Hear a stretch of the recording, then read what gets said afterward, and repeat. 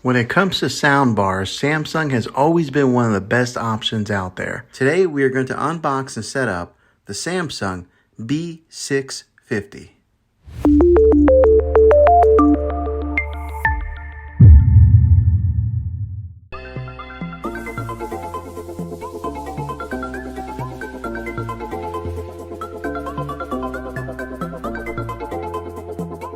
Okay, so here's the front of it, and on here you'll see where it's got the branding nameplate.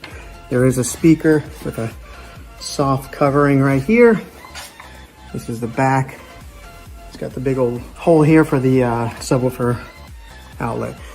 The power cord goes here, and then here is an ID set button that you push here to get it paired up with a soundbar. All right, so let's see what's inside the bag here. The bag full of goodies. So they give you the power cables for one for the subwoofer, one for the soundbar. And good, they give me an optical cable here. I was kind of wondering that if I was gonna have to order this separately, because a lot of times some of these companies will save costs by not sending you the right cables that you need. But here's the optical cable that I'll use to tie this in directly into the TV. Here's the other end of the power, plug in the sound bar. A lot of times these square parts here are so beefy. This one kind of a medium size. The user manual, I don't know who reads these things. Okay, 2 angle brackets here to mount the sound bar if you were going to mount this onto the wall. I have a tendency of losing these things, but I'm going to be setting mine on the console underneath the TV right there, so I won't be using this. This right here is another part of the mounting bracket that kind of helps support, push it out from the wall. Some more nuts and bolts if you were going to hang it onto the wall. And now here is the remote. I'm always interested to see what the remotes on these things look like. Batteries, I always give these off the wall name brand batteries. This one's called Mustang. Who's ever heard of that? Why can't they send me like a Duracell or Energize? Now the remote looks similar to the TV remote that I have, the Samsung TV remote. Let me show you the difference. Here is a TV remote right here, soundbar TV. So you can see they're pretty similar, but I imagine once I get the soundbar hooked up, I would really hope that I can get it hooked up to using just one remote, because I hate having to use 2 remotes. So we'll see how that pairs up with it and see if we can just use the one remote, the TV remote. I'll go ahead and put the batteries in to the soundbar remote. Okay, everything's unboxed here. I'm gonna go ahead and get all the power cables hooked up into the subwoofer and the soundbar and get it up there and get it plugged in and get it set up. Okay, on the back side of this, there is a USB output, there's an auxiliary in output, a digital. This is where the optical cable is that I will be using to be plugging in from here into the TV. And on the other side here, they got an HDMI in, and then they've got the TV arc out. So this is the other HDMI arc out, and then right here is the power outlet, DC 24 volt. This is all on the back side. Okay, everything's all hooked in here now. Soundbar is displayed underneath the TV. I was a little bit concerned about that once I got the soundbar on there, because I didn't know how high it was going to be to the bottom of the television there.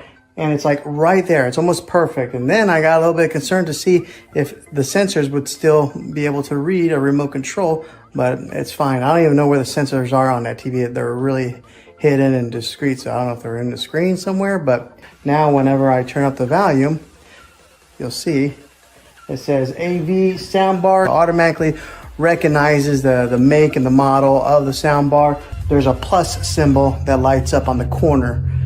So it signifies on the soundbar and it signifies on the television. Okay, the subwoofer is connected to the soundbar. Let me tell you, I've never experienced such an easier setup process than this right here. The way this works is once you plug in the subwoofer right here, it automatically connects to the soundbar right away. So that you don't even need to push in the button on there to pair it. It automatically did that. And one of the ways that you can tell if it is paired is on the back side of the subwoofer. You'll see that there's a blue light right there shining. So that means that it is connected. Another little bit of information: if it is blue, that means that it is connected. If it's red, then that means that there's an issue in the setup process. And if it's blinking blue and red together, then that means there is a malfunction. So make sure you watch the indicator light. But I don't think you should have any problems if you're hooking this up Seems simple enough. Now you are able to hook this up wirelessly via Bluetooth, but I mean, if they give you one of those optical cables, I really recommend to go direct line in. Sometimes you never know what kind of issues that you'll have going through wireless through Bluetooth technology. I know it's pretty solid, Bluetooth is, but if you can go wired in, definitely do that. So that's what I did, wired in. Okay, so the good thing is we were able to use the TV remote for the soundbar and TV together, so I will only be using one remote. No need to have two different remotes, one to run a soundbar or one to run a TV. Everything will be accessed through this one right here. This is the TV remote, so I like that. Less remotes is better. Okay, so we're gonna do a little sound test to give you guys, I know it's gonna be hard for you guys to really tell, maybe, depending on what kind of sound system that you have, if it's coming through your computers. But I'll give you guys a little test of what it's gonna sound like. And I just did a little trial run. Let me tell you, it is a big difference between using a soundbar and just using the speakers on the TV. It gets pretty loud without having to turn it up very far. So much so that my wife is sitting behind me and she started squinting her eyes like that because it was just getting kind of loud for her, but listen in.